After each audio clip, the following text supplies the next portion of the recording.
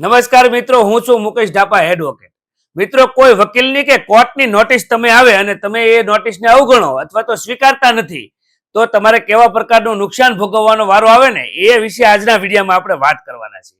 મિત્રો, ઘણી વખત આપણે ઘરે નોટિસ આવે, એમાં વકીલનો સિક્કો હોય અથવા તો કોર્ટનું નામ હોય, તો આપણે એનાથી ગભરાઈ જઈએ અથવા તો ડરી જઈએ, અથવા તો આપણને ખબર હોય કે આ વ્યક્તિએ મારી ઉપર આવી નોટિસ મોકલી છે અને એની તમને શંકા હોય, તો તમે એ નોટિસ લેવાનું ટાળો છો અથવા તો સ્વીકારતા નથી કે મારે તો આવી નોટિસ લેવી જ નથી, અથવા તો તમે લઈ લ્યો છો પરંતુ એ મૂકી દો છો અને વાંચી લ્યો છો તો પણ મૂકી દો છો. શું કરી લે છે એમ? એટલે જો આવું કોઈ વર્તન કરતું હોય તો ભવિષ્યમાં એને કેવા પ્રકારનું નુકસાન થશે ને એ વિશે પણ હું તમને જણાવું.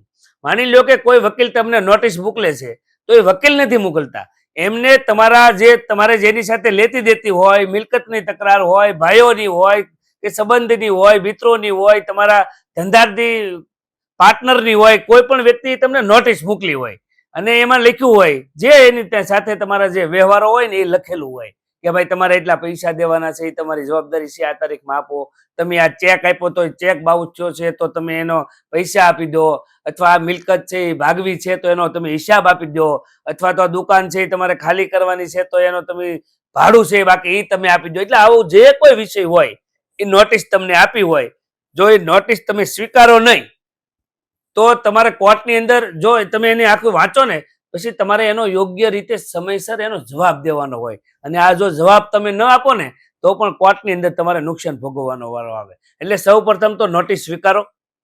કોર્ટની હોય કે વકીલની હોય, નોટિસ હંમેશા સ્વીકારવાની હોય. નોટિસ જો તમે સ્વીકારતા નથી તો જે પોસ્ટમેન હોય ને એ અંદર સ્પષ્ટ એવું લખે કે નોટિસ સ્વીકારવાની ના પાડે છે, અને નોટિસ સ્વીકારવાની ના પાડવી ને એટલે નોટિસ મળ્યા બરોબર ગણાય છે.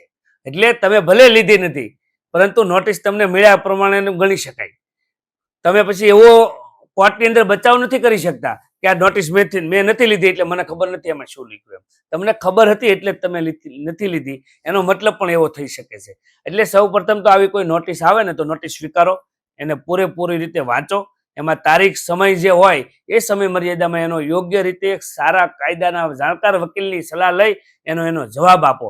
ઘણી વખત શું થાય કે જે ફોજદારી કેસ હોય ને એની અંદર પોલીસ દખલગીરી કરતી હોય, તમારા જે ખાનગી વ્યવહારો હોય, તમારા જે વહીવટો હોય, તમે માની લો કે કોઈ મિલકતની તકરાર તમારા ભાઈઓ કાકા સાથે ચાલતી હોય, તમારા પાર્ટનર સાથે કોઈ ધંધો ચાલતો હોય, તમારા મિત્રોને કોઈ ચેક આપ્યો હોય, આવું તમે કોઈ તમારી મિલકત દુકાન ભાડે આપી હોય અથવા તમે કોઈની દુકાન ભાડે રાખેલી હોય, કોઈ પણ પ્રકારનું વાહન હોય, કંઈ પણ હોય ને, આ બાબતને તમને જ્યારે નોટિસ મળે ને ત્યારે આમાં ફોજદારી ગુનો નથી, એટલે આમાં પોલીસ દખલગીરી ન કરે, એટલે પોલીસ ના આવે, નોટિસ જ આવે.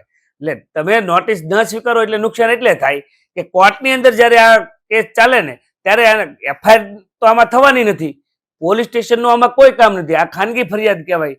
એટલે કોઈનો ચેક બાઉન્સનો કેસ થયો હોય, કોઈના પૈસા લેવાના હોય, કોઈની સાથે મિલકતની વહેંચણી બાબતે ના હોય, અથવા મિલકતના કોઈ પણ પ્રકારના અન્ય દાવાઓ હોય, આવા કોર્ટની અંદર જે કેસ થાય ને એ કેસને પોલીસ સ્ટેશન સાથે કાંઈ લાગતું વળગતું નથી. એટલે માની લો કે આવી નોટિસ તમે લેતા નથી અથવા તો નોટિસ લીધા પછી વાંચો છો પરંતુ એનો જવાબ આપતા નથી અને ઘરે મૂકી દો છો, ત્યારબાદ એ સામેની વ્યક્તિ છે તમારી વિરુદ્ધની અંદર કોર્ટમાં દાવો કરે અથવા ફરિયાદ કરે તો એ કોર્ટમાંથી પણ તમારે નોટિસ આવે, અને એ નોટિસ પણ જો તમે વાંચી લો અને મૂકી દો, અને કોર્ટમાં પણ કોર્ટની નોટિસમાં તો લખેલું જ હોય કે આ તારીખે તમારી ઉપર આ પ્રકારનો જે કેસ છે એનો જવાબ દેવા તમે અથવા તમારા વકીલને નિમીને આ તારીખે તમારે આવવાનું છે એવું સ્પષ્ટ લખેલું હોય, તેમ છતાં તમે એને અવગણો તો કોર્ટ શું કહે?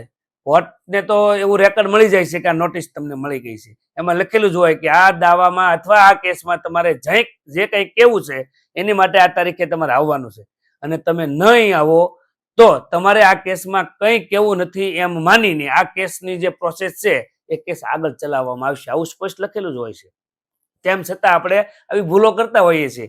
એટલે માની લો કે જીબી છે, જીબીનો દંડ આવ્યો હોય, જીબીનો દંડ આવે ને એટલે જીબી વાળા કોર્ટની અંદર દાવો કરે એના જે દંડની રકમ વસૂલ કરવાનો, એટલે પેલા જીબી એક બે નોટિસ મોકલે કે આ પૈસા બાકી છે તમારી પાસે દંડના, તમે મોકલી દો. એટલે એક નોટિસ આવે મૂકી દઈએ, કાંઈ આપણે કરીએ નહીં, પાછી આવે એ મૂકી દઈએ, પછી એના વકીલ દ્વારા એક નોટિસ આવે એ આપણે મૂકી દઈએ, કોઈને મળતા નથી, કાંઈ જવાબે આપતા નથી, પછી સીધી છે ને આ જીબી વાળા જે છે ને એ સીધો કોર્ટમાં દાવો કરે કે આ જે દંડની રકમ એટલી છે એ વસૂલ લેવા માટે એ દાવો કરે, એની નોટિસ કોર્ટમાંથી આવે તોય તમે આવતા નથી.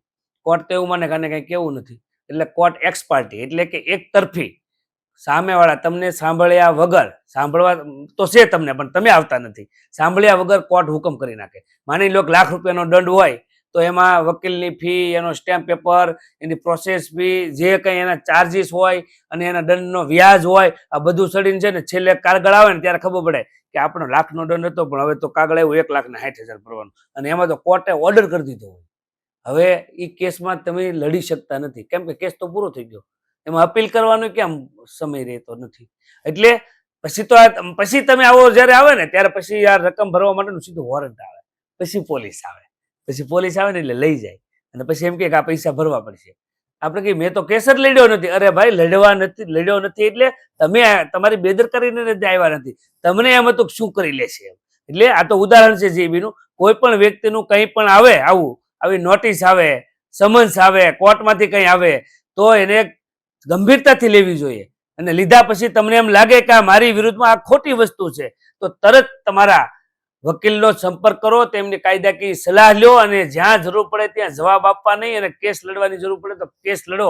અને જો તમે ભૂલથી પણ આવી નોટિસ વકીલની કે કોર્ટની, આવું સમન્સ તમે એને ગણકારશો નહીં અને પડ્યું રાખશો, અથવા તો શું થશે એમ જોઈ લઈશું, આવું મગજમાં હોય ને તો ભવિષ્યમાં તમારે ખૂબ પસ્તાવાનો વારો આવે ને ખૂબ હેરાન થવું પડે કાયદાની આટીઘૂટીમાં, અને તમને પૂરતો ન્યાય પછી મળશે નહીં, કારણ કે સમય જતો રહે. કાયદાનો એક મૂળભૂત સિદ્ધાંત છે, કાયદો જાગૃત માણસને મદદ કરે છે, સૂતેલાને નહીં. એટલે તમે ઘરે આવો હોય તો ઘરે આવીને કાયદો મદદ કરવાનો નથી. એટલે તમારે કાયદાની મદદ જોતી હોય તો તમારે કોર્ટમાં આવવું પડે, અને એની માટે તમારે આવું કોઈ સમન્સ કે નોટિસ આવે તો એને સ્વીકારવી પડે, એના જરૂરી જવાબ આપવા પડે. એટલે સામાન્ય માણસો આવી નોટિસ અને સમન્સોને ખૂબ અવગણતા હોય છે. અમારી પાસે આવા લોકો આવે છે. એટલે આ વિશે મને આપ સૌને માહિતી આપવાનું યોગ્ય લાગ્યું એટલે આજનો આ વિડીયો બનાવ્યો છે. તેમ છતાં તમને કોઈ પ્રશ્ન મૂંઝવતો હોય તો આ વિશે તમે કોમેન્ટ કરી શકો છો, એનો જવાબ આપવાનો હું યોગ્ય પ્રયત્ન કરીશ. ધન્યવાદ.